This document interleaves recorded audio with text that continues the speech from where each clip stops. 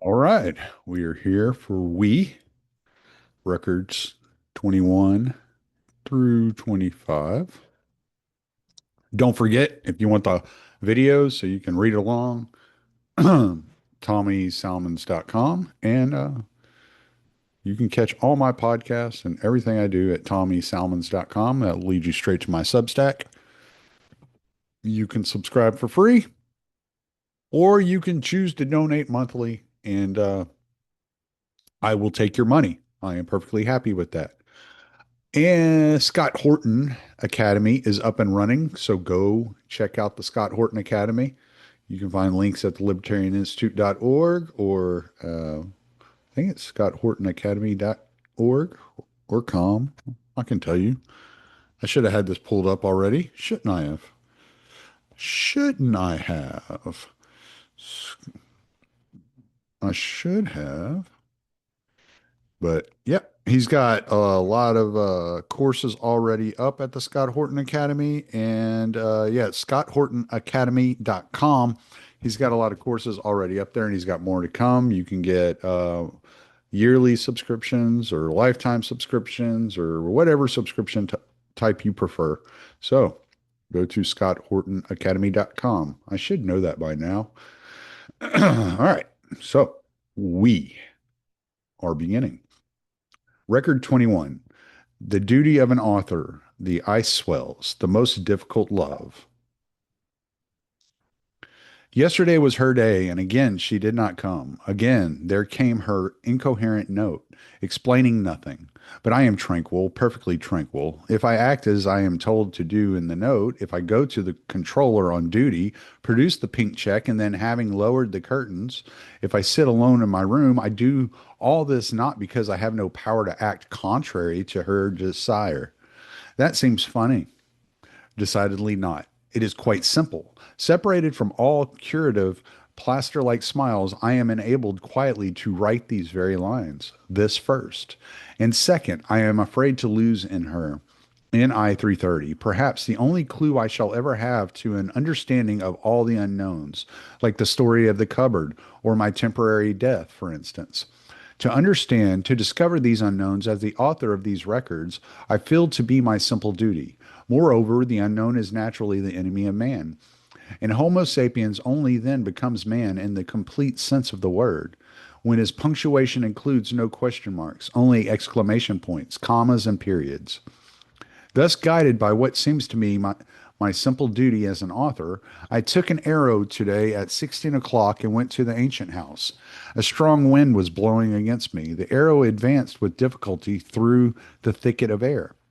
Its transparent branches whistling and whipping, the city below seemed a heap of blue rocks of ice. Suddenly a cloud, a swift oblique shadow, the ice became leaden, it swelled. As in springtime, when you happen to stand at the shore and wait, in one more minute everything will move and pull and crack.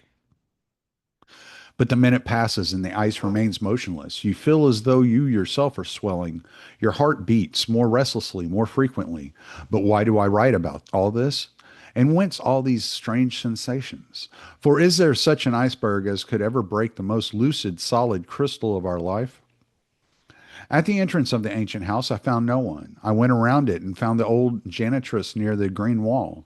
She held her hand above her eyes, looking upward, beyond the wall, the sharp black triangles of some birds.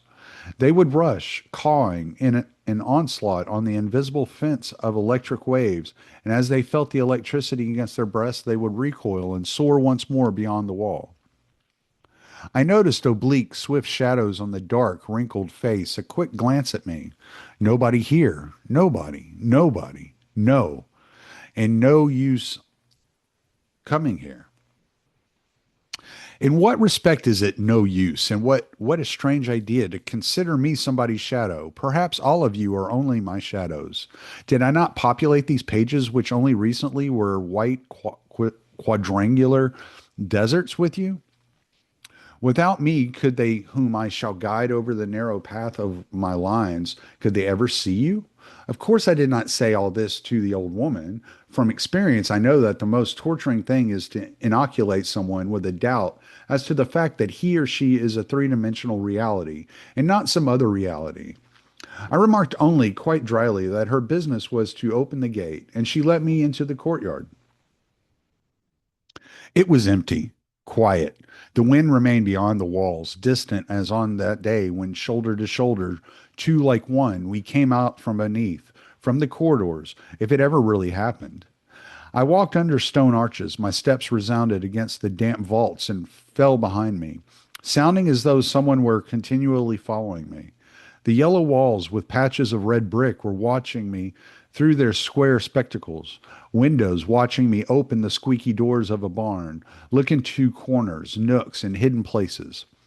A gate in the fence in a lonely spot, the monument of the 200 years, war. From the ground, naked stone ribs were sticking out, the yellow jaws of the wall, an ancient oven with a chimney like a ship petrified forever among red brick waves. It seemed to me that I had seen those yellow teeth once before. I saw them still dimly in my mind, as at the bottom of a barrel, through water, and I began to search. I fell into caves occasionally. I stumbled over stones. Rusty jaws caught my uniform a few times. Salt drops of sweat ran from my forehead into my eyes. Nowhere could I find that exit from below, from the corridors, nowhere. There was none. Well, perhaps it was better that it happened so. Probably all that was only one of my absurd dreams. Tired out, covered with cobwebs and dust, I opened the gate to return to the main yard when suddenly a rustle behind me, splashing steps, and there before me were the pink wing like ears and the double curved smile of S. Half closing his eyes, he bored his little drills into me and asked, "Taking a walk?" I was silent. My arms were heavy. "Well, do you feel better now?" "Yes, thank you. I think I am becoming normal again." He let me go. He lifted his eyes, looked upward, and I noticed his Adam's apple for the first time. It resembles a broken spring sticking out from beneath the upholstery of a couch. Above us, not very high, about 50 meters, arrows were buzzing. By their low, slow flight and by the observation tubes which hung down, I recognized them. They were the arrows of the Guardians. But there were not two or three as usual. There were about 10 or 12. I regret to have to confine myself to an approximate figure. "Why are there so many today?" I dared to ask S. "Why? A real physician begins to treat a patient when he is still well, but on the way to becoming sick tomorrow, day after tomorrow, or within a week. Prophylaxis, yes?" He nodded and went splashing over the stones of the yard. Then he turned his head and said over his shoulder, "Be careful." Again I was alone, silence, emptiness, far beyond the green wall, the birds and the wind. What did he mean? My arrow ran very fast with the wind, light and heavy shadows from the clouds. Below, blue cupolas, cubes of glass ice were becoming leaden and swelling. The same evening, I took up my pen just now in order to write upon these pages a few thoughts which, it seems to me, will prove useful to you, my readers. These thoughts are concerned with the great day of unanimity, which is now not far away. But as I sat down, I discovered that I could not write at present.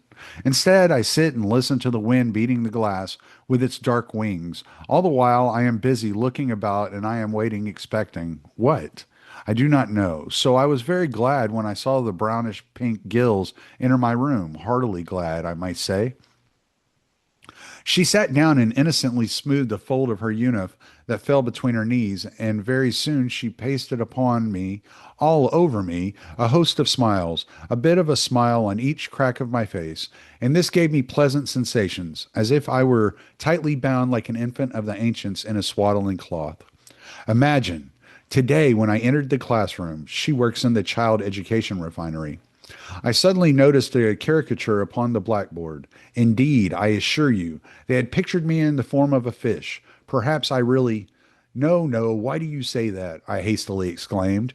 When one was near her, it was clear indeed that she had nothing resembling gills. No, when I referred to gills in these pages, I was certainly irreverent. Oh, after all, it does not matter. But the act is such, think of it. Of course, I called the guardians at once. I love children very much, and I think that the most difficult and most exalted love is cruelty. You understand me, of course. Certainly. Her sentence so closely resembled my thoughts. I could not refrain from reading to her a passage from my record number 20, beginning quietly, metallically, distinctly do the thoughts, etc. I felt her brownish pink cheeks twitching and coming closer and closer to me. Suddenly, I felt in my hands her firm, dry, even slightly prickling fingers. Give this time to me, please. I shall have it transcribed and make the children learn it by heart. Not only your Venerians need all this, but we ourselves right now, tomorrow, day after tomorrow. She glanced around and said in a very low voice, Have you heard? They say that on the day of unanimity, I sprang to my feet. What? What do they say? What on the day of unanimity? The coziness of my room, its very walls, seemed to have vanished. I felt myself thrown outside, where the tremendous shaggy wind was tossing about, and where the slanting clouds of dust were descending lower and lower. You boldly and firmly grasped me by the shoulders. I even noticed how her fingers, responding to my emotion, trembled slightly. Sit down, dear, and don't be upset. They say many things. Must we believe them all? Moreover, if only you need me, I shall be near you on that day. I shall leave the school children with someone else, and I shall stay with you. For you, dear, you too are a child, and you need. No, no, I raise my hands in protest. Not for anything. You really think then that I am a child and that I cannot do without a. Oh, no, not for anything in the world. I must confess, I had other plans for that day. She smiled. The wording of that smile apparently was, Oh, what a stubborn boy. She sat down, eyelids lowered. Her hands modestly busied themselves with fixing the fold of the uniform, which fell again between her knees. And suddenly, about something entirely different, she said, I think I must decide, for your sake. But I implore you, do not hurry me. I must think it over. I did not hurry her, although I realized that I ought to have been delighted, as there is no greater honor than to crown someone's evening years. All night, strange wings were about. I walked and protected my head with my hands from those wings, and a chair, not like ours, but an ancient chair, came in with a horse like gait. First the right foreleg and left hind leg, then the left foreleg and the right hind leg. It rushed to my bed and crawled into it, and I liked that wooden chair, although it made me uncomfortable and caused me some pain. It is very strange. Is it really impossible to find any cure for this dream sickness or to make it rational, perhaps even useful? Record 22. The benumbed waves. Everything is improving. I am a microbe. Please imagine that you stand at the seashore. The waves go rhythmically up and up, down, up. Suddenly, when they have risen, they remain in that position, benumbed, torpid. It was just as weird and unnatural when everything became confused and our regular walk, which is prescribed by the tables, suddenly came to an end. The last time such a thing happened was 119 years ago, when, according to our historians, a meteorite fell hissing and fuming into the very midst of the marchers. We were walking yesterday as usual, that is, like warriors on the Assyrian monuments, 1,000 heads and two composite integrated legs and two swinging integrated arms. At the end of the avenue where the accumulating tower was formidably resounding, a quadrangle appeared. On the sides, in front and behind, guards. In the center, three numbers. Their uniforms were already stripped of the Golden State badge. Everything was painfully clear. The enormous dial on the top of the tower looked like a face. It bent down from the clouds, and spitting down its seconds, it waited with indifference. It showed 6 minutes past 13 exactly. There was some confusion in the quadrangle. I was very close, and I saw the most minute details. I clearly remember a thin, long neck, and on the temple, a confused net of small blue veins like rivers on the map of a small, unfamiliar world. And that unknown world was apparently still a very young man. He evidently noticed someone in our ranks. He stopped, rose up upon his tiptoes, and stretched his neck. One of the guards snapped his back with the bluish spark of the electric whip. He squealed in a thin voice like a puppy. The distinct snaps followed each other at intervals of approximately 2 seconds. A snap and a squeal, a snap and a squeal. We continued to walk as usual, rhythmically, in our Assyrian manner. I watched the graceful zigzags of the electric sparks and thought, human society is constantly improving as it should. How ugly a tool was the ancient whip, and how much beauty there is. At that moment, like a nut flying from the wheel, revolving at full speed, a female number, thin, flexible, and tense, tore herself from our rows, and with a cry, Enough! Don't you dare! She threw herself straight into the quadrangle. It was like the meteorite of 119 years ago. Our march came to a standstill, and our rows appeared like the gray crests of waves frozen by sudden cold. For a second, I looked at the woman's figure with the eye of a stranger, as all the others did. She was no number any longer. She was only a human being, and she existed for us only as a substantiation of the insult which she cast upon the United States. But emotion of hers, her bending while twisting to the left upon her hips, revealed to me clearly who she was. I knew that body, flexible as a whip. My eyes, my lips, my hands knew it. At that moment, I was absolutely certain. Two of the guards dashed to catch her. One more moment, and that limpid mirror like point on the pavement would have become the point of meeting of their trajectories, and she would have been caught. My heart fell, stopped, without thinking whether it was permissible or not, whether it was reasonable or absurd. I threw myself straight to that point. I felt thousands of eyes bulging with horror fixed upon me, but that only added a sort of desperately joyful power to that wild being with hairy paws which arose in me and ran faster and faster. Two more steps. She turned around. I saw a quivering face covered with freckles, red eyebrows. It was not she, not I 330. A rabid, quivering joy took hold of me. I wanted to shout something like, "Catch her! Get her that!" But I heard only my whisper. A heavy hand was already upon my shoulder. I was caught and led away. I tried to explain to them, but listen, you must understand that I thought that. But could I explain even to myself all the sickness which have described in these pages? My light went out. I waited obediently. As a leaf that is torn from its branch by a sudden gust of wind falls humbly but on its way down turns and tries to catch every little branch, every fork, every knot. So I tried to catch every one of the silent globe like heads, or the transparent ice of the walls, or the blue needle of the accumulating tower which seemed to pierce the clouds. At that moment, when a heavy curtain was about to separate me from this beautiful world, I noticed not far away a familiar enormous head gliding over the mirror surface of the pavement and wagging its wing like ears. I heard a familiar flat voice. I deem it my duty to testify that number D503 is ill and is unable to regulate his emotions. Moreover, I am sure that he was led by natural indignation. Yes, yes, I exclaimed. I even shouted, "Catch her!" From behind me, you did not shout anything.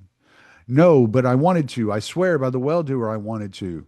For a second, I was bored through by the gray, cold drill eyes. I don't know whether he believed that what I said was the truth, almost, or whether he had some secret reason for sparing me for a while. But he wrote a short note, handed it to one of those who had held me, and again I was free.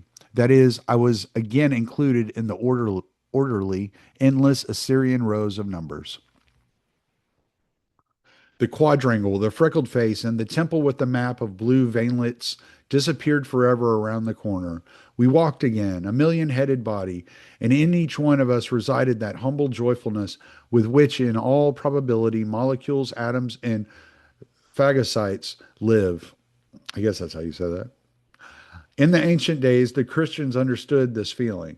They are they are our only, though very imperfect, direct forerunners. The greatness of the Church of the United Flock was known to them.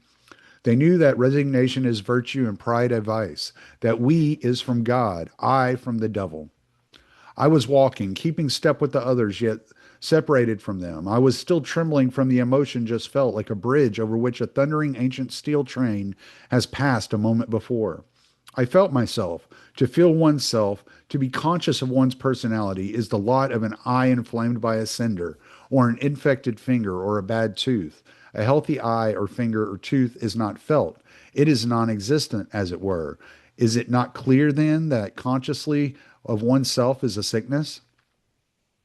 Apparently, I am no longer a phagocyte, which quietly, in a businesslike way, devours microbes, microbes with freckled faces and blue temples. Apparently, I am myself a microbe, and she too, I-330, is a microbe, a wonderful diabolic microbe. It is quite possible that there are already thousands of such microbes among us, still pretending to be phagocytes, as I pretend. What if today's accident, although in itself not important, is only a beginning, only the first meteorite of a shower of burning and thundering stones, which the infinite may have poured out upon our glass paradise. Record 23, Flowers, the Disillusion of a Crystal, if only. They say there are flowers that bloom only once in 100 years. Why not suppose the existence of flowers that bloom only once in 1,000 years? We may have known nothing about them until now, only because today is the once in 1,000 years. Happy and dizzy, I walked downstairs to the controller on duty. And quickly under my gaze, all around me, silently, the 1,000-year-old buds burst, and everything was blooming: armchairs, shoes, golden badges, electric bulbs, someone's dark, heavy eyes, the polished columns of the banisters, the handkerchief which someone had lost on the stairs, the small, ink blotted desk of the controller, in the tender, brown, somewhat freckled cheeks of you. Everything seemed not ordinary, but new, tender, rosy, moist. You took the pink stub from me while the blue, aromatic moon, hanging from an unseen branch, shone through the glass of the wall and over the head of you. With a solemn gesture, I pointed my finger and said, "The moon, you see?" You glanced at me, then at the number of the stub, and again made that familiar, charmingly innocent movement with which she fixes the fold of the uniform between her knees. You look abnormal and ill, dear. Abnormality and illness are the same thing. You are killing yourself, and no one would tell you that. No one. That no one was certainly equivalent to the number on the stub I-330. This thought was confirmed by an ink blot which fell close to the figure 330. Dear, wonderful you are right, of course. I am not reasonable. I am sick. I have a soul. I am a microbe. But is blooming not a sickness? Is it not painful when the buds are bursting? And don't you think that spermatozoa are the most terrible of all microbes? Back upstairs to my room in the widely open cup of the armchair was I-330. I on the floor embracing her limbs, my head on her lap. We were silent. Everything was silent. Only the pulse was audible. Like a crystal, I was dissolving in her, in I-330. I felt most distinctly how the polished facets which limited me in space were slowly thawing, melting away. I was dissolving in her lap, in her, and I became at once smaller and larger, unembraceable. For she was not she, but the whole universe. For a second, I, in that armchair near the bed, transfixed with joy, we were one. And the wonderfully smiling old woman at the gate of the ancient house, and the wild debris beyond the green wall, and some strange silver wreckage on a black background, dozing like the old woman, and the slam of a door in the distance, all this was within me, was listening to my pulse, and soaring through the happiest of seconds. In absurd, confused, overflowing words, I attempted to tell her that I was a crystal and that there was a door in me and that I felt how happy the armchair was. But something nonsensical came out of the attempt, and I stopped. I was ashamed. And suddenly, dear I, forgive me. I understand nothing. I talk so foolishly. And why should you think that foolishness is not fine? If we had taken pains to educate human foolishness through centuries, as we have done with our intelligence, it might perhaps have been transformed into something very precious. And I think she is right. How could she be wrong at that moment? And for this foolishness of yours, and for what you did yesterday during the walk, I love you the more, much more. Then why did you torture me? Why would you not come? Why did you send me the pink check and make me? Perhaps I wanted to test you. Perhaps I must be sure that you will do anything I wish, that you are completely mine. Yes, completely. She took my face, my whole self, between her palms, lifted my head. And how about, it is the duty of every honest number, eh? Sweet, sharp, white teeth, a smile. In the open cup of the armchair, she was like a bee, sting and honey combined. Yes, duty. I turned over in my mind the pages of my records. Indeed, there is not a thought about the fact that, strictly speaking, I should. I was silent, exaltedly, and probably stupidly, I smiled. Looking into the pupils of her eyes, I followed first one eye and then the other, and in each of them I saw myself, a millimetric self imprisoned in those tiny rainbow cells. Then again the lips and the sweet pain of blooming. In each number of the United States, there is an unseen metronome that tick-tocks silently. Without looking at the clock, we know exactly the time of day within 5 minutes. But now my metronome had stopped, and I did not know how much time had passed. In fright, I grasped my badge with its clock from under the pillow. Glory be to the well-doer. I had 20 minutes more. But those minutes were such tiny short ones, they ran.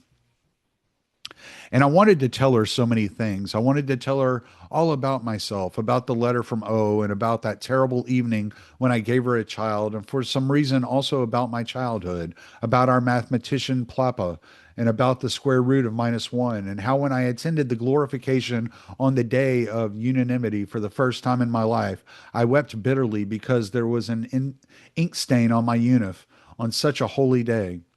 I-330 lifted her head. She leaned on her elbow in the corner of her lips, two long, sharp lines in the dark angle of lifted eyebrows across. Perhaps on that day her brow grew darker. She took my hand and pressed it hard. Tell me, will you ever forget me? Will you always remember me? But why such talk? What is it, I dear? She was silent, and her eyes were already sliding past me, through me, away into the distance. I suddenly heard the wind beating the glass with its enormous wings. Of course, it had been blowing all the while, but I had not noticed it until then. And for some reason, those cawing birds over the green wall came to my mind. I-330 shook her head with a gesture of throwing something off. Once more, she touched me for a second with her whole body, as an arrow before landing touches the ground for a second, with all the tension of a recoiling spring. Well, give me my stockings, quick. The stockings were on the desk, on the open manuscript of page 124. Being in haste, I caught some of the pages and they were scattered over the floor so that it was hard to put them back in the proper order. Moreover, even if I put them in that order, there will be no real order. There are obstacles to that anyway, some undiscoverable unknowns. I can't bear it, I said. You are here near me, yet you seem to be behind an opaque ancient wall. Through that wall, I hear a rustle and voices. I cannot make out the words. I don't know what is there. I cannot bear it. You seem always to withhold something from me. You have never told me what kind of place it was where I found myself that day beneath the ancient house. Where did those corridors lead? Why was the doctor there? Or perhaps all that never happened. I-330 put her hands on my shoulders and slowly entered deeply into my eyes. You want to know all? Yes, I do. And you would not be afraid to follow me anywhere? Whenever, wherever I should lead you? Anywhere. All right then. I promise you, after the holiday, if only. Oh, yes, there is your integral. I always forget to ask, will it soon be completed? No, if only what? Again, if only what? She already, she already at the door. You shall see. I was alone again. All that she left behind her was a barely perceptible scent, similar to that of a sweet, dry yellow dust of flowers from behind the green wall. Also sunk deeply within me question marks like small hooks, similar to those the ancients used for fishing, vied the prehistoric museum. Maybe Vide, probably Vide, the prehistoric museum. Why did she suddenly ask about the integral? Record 24. The limit of the function, Easter, to cross out everything. I am like a motor set in motion at a speed of too many revolutions per second. The bearings have become too hot, and in one more minute the molten metal will begin to drip and everything will go to the devil. Cold water, quick, some logic. I pour on pailfuls of it, but my logic merely sizzles on the hot metal and disappears into the air in the form of vapor. Of course, it is clear that in order to establish the true meaning of a function, one must establish its limit. It is also clear that yesterday's dissolution in the universe, taken to its limit, is death. For death is exactly the most complete dissolution of the self in the universe.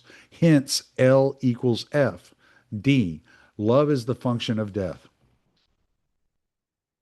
Yes, exactly, exactly. That is why I'm afraid of I-330. I struggle against her. I don't want, but what is it that within me I don't want to and I want to stand side by side? That is the chief horror of the matter. I continue to long for that happy death of yesterday. The horror of it is that even now, when I have integrated the logical function, when it becomes evident that that function contains death hidden within it, still I long for it with my lips, my arms, my heart, with every millimeter. Tomorrow is the day of unanimity. She will certainly be there, and I shall see her, though from a distance. That distance will be painful to me, for I am inevitably drawn close to her, so that her hands, her shoulder, her hair, I long for even that pain. Let it come, great well-doer. How absurd to desire pain. Who is ignorant of the simple fact that pains are negative items that reduce that sum total we call happiness? Consequently, well, no consequently, emptiness, nakedness.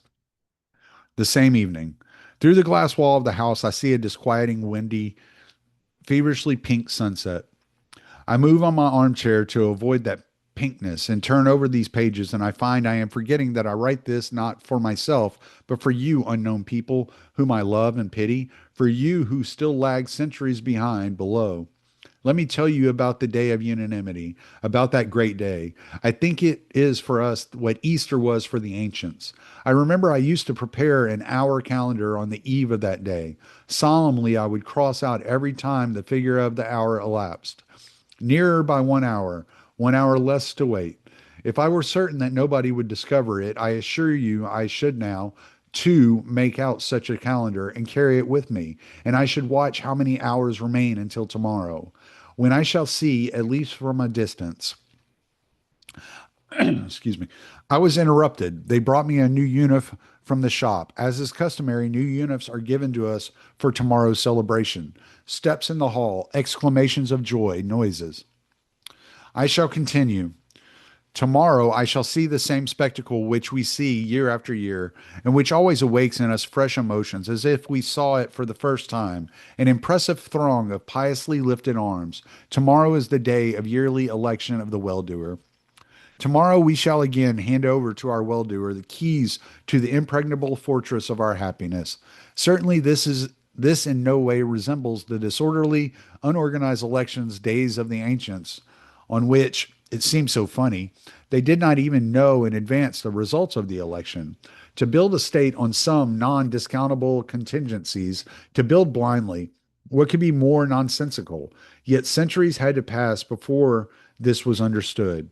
Needless to say, in this respect, as in all others, we have no place for contingencies. Nothing unexpected can happen. The elections themselves have rather a symbolic meaning. They remind us that we are a united, powerful organism of millions of cells, that to use the language of the gospel of the ancients, we are a united church. The history of the United States knows not a single case in which, upon this solemn day, even a solitary voice has dared to violate the magnificent unison. They say that the ancients used to conduct their elections secretly, stealthily, like thieves. Some of our historians even assert that they would come to the electoral celebrations completely masked. Imagine the weird, fantastic spectacle. Night, a plaza, along the walls, the stealthily creeping figures covered with mantles, the red flame of torches dancing in the wind.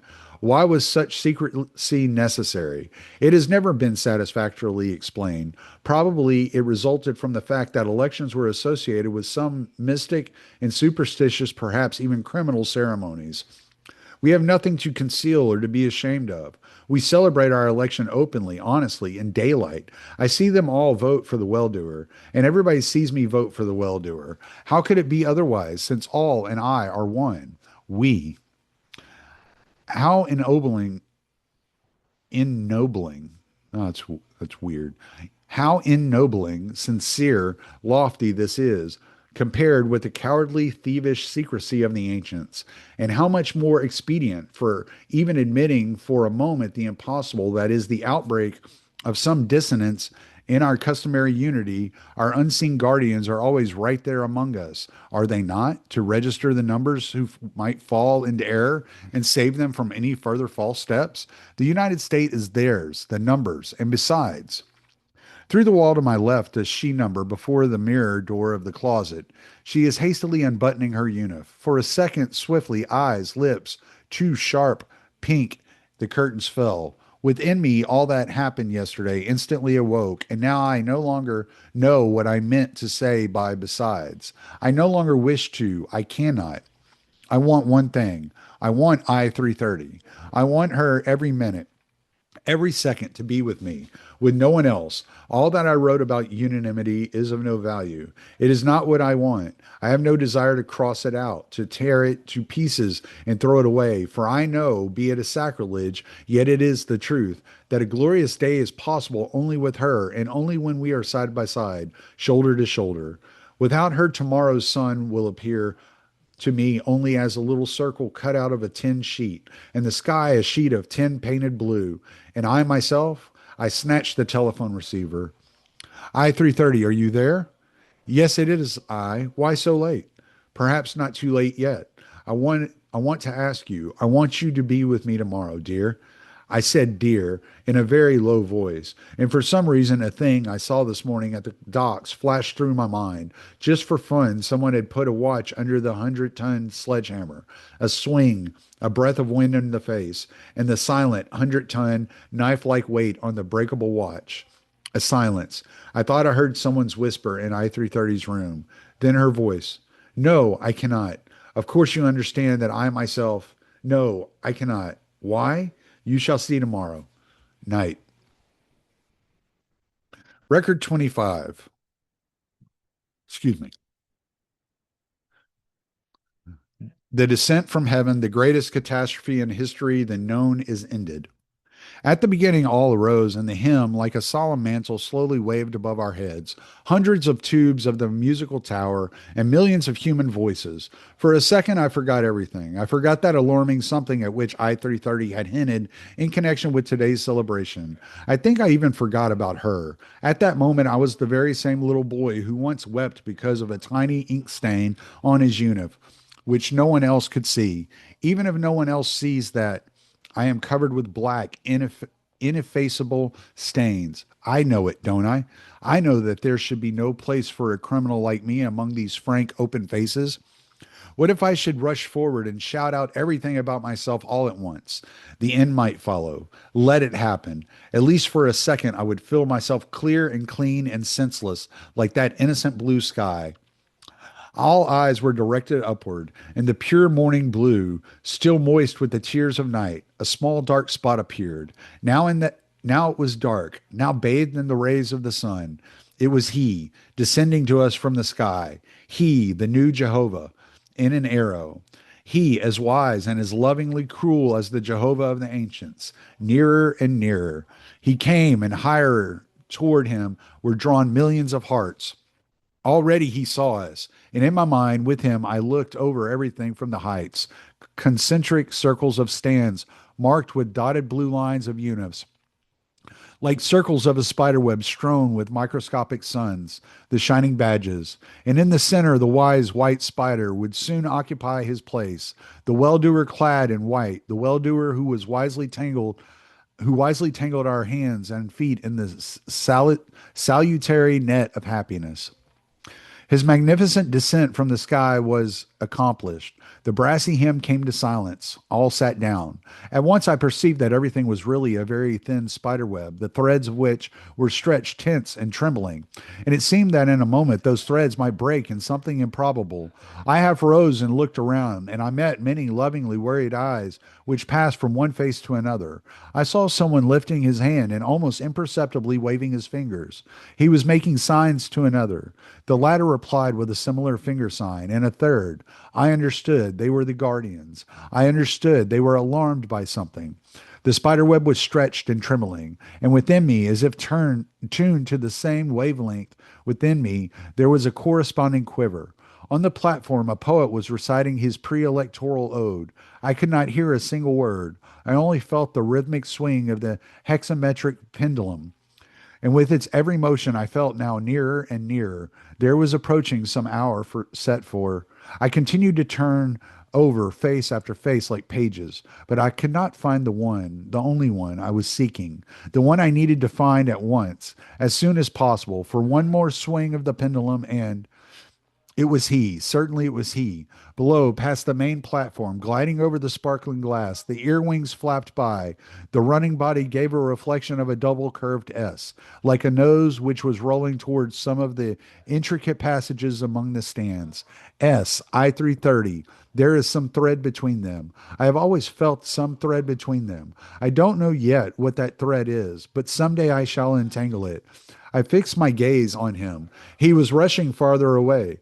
Behind him, that invisible thread. There he stopped. There I was pierced, twisting together into a knot, as if by a lightning like many volted electric discharge. In my row, not more than 40 degrees from me, S stopped and bowed. I saw I 330, and beside her, the smiling, repellent, negro lipped R13.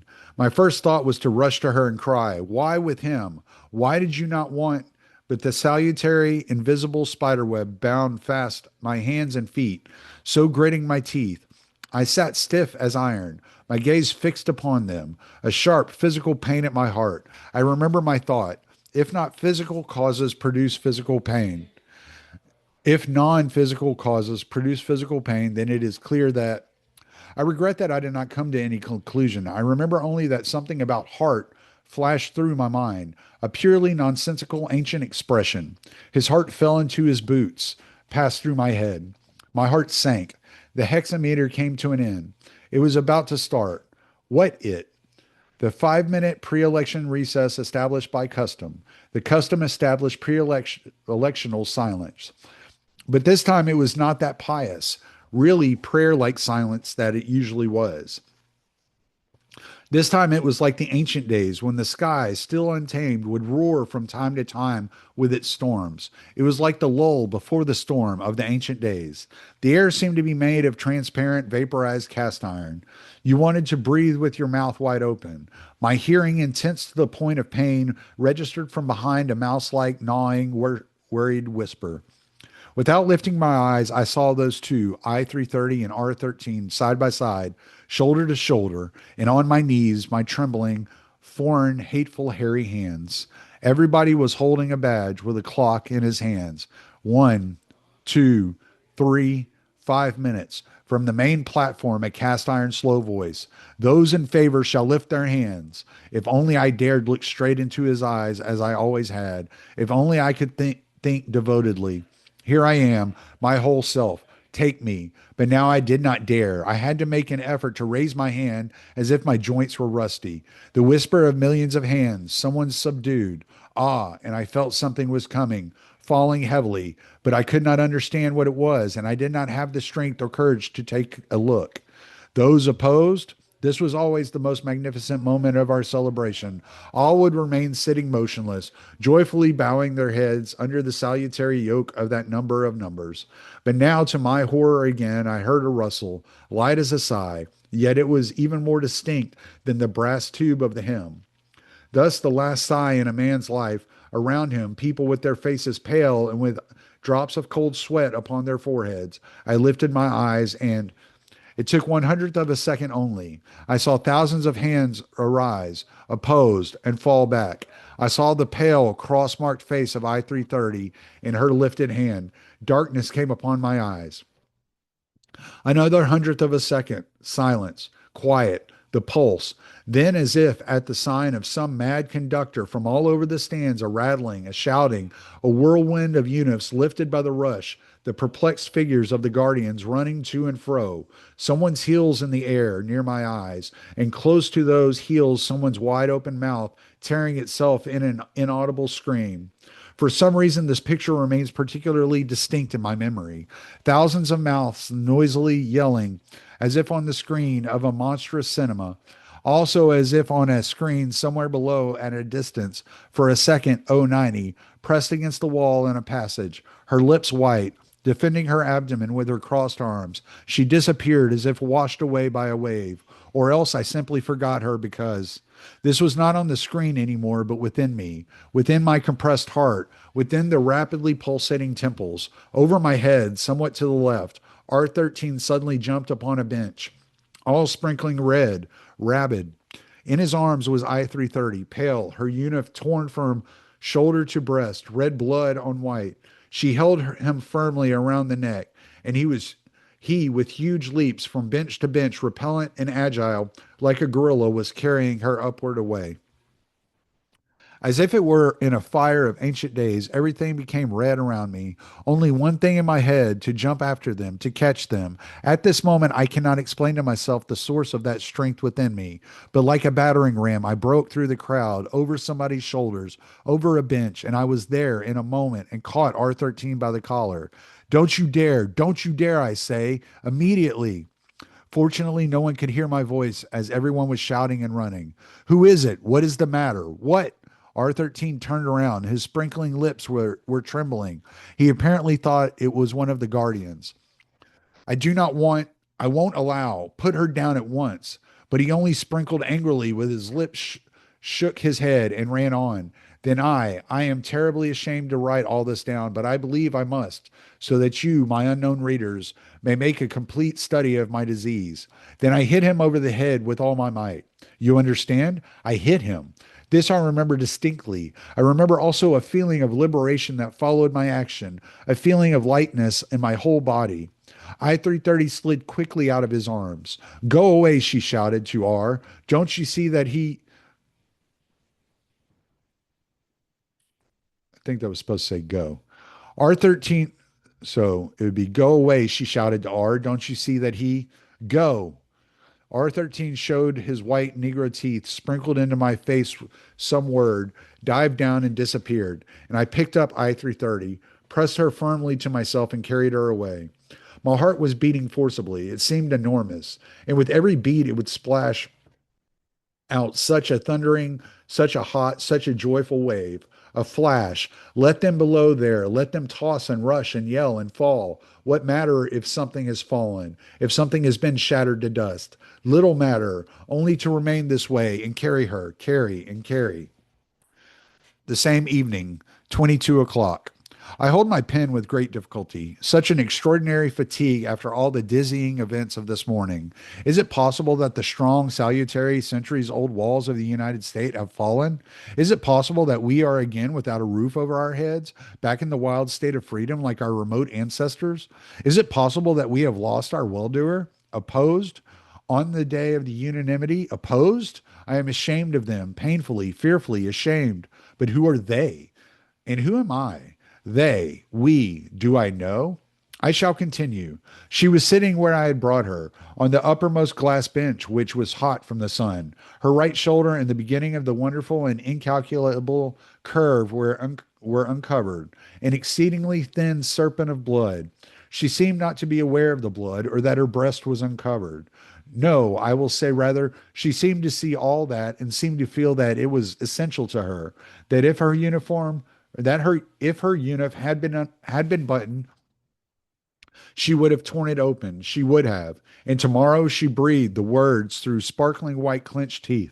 Tomorrow, nobody knows what. Do you understand? Neither I nor anyone else knows. It is unknown. Do you realize what a joy it is? Do you realize that all that was certain has come to an end? Now things will be new, improbable, unforeseen. Below, the human waves were still foaming, tossing, roaring, but they seemed to be very far away, and to be growing more and more distant. For she was looking at me. She slowly drew me into herself through the narrow golden windows of her pupils. We remained like that, silent for a long while, or for some reason I recalled how once I had watched some queer yellow pupils through the green wall, while above the walls birds were soaring. Or was this another time? Listen, if nothing particular happens tomorrow, I shall take you there. Do you understand? No, I did not understand, but I nodded in silence. I was dissolved. I became infinitesimal, a geometrical point.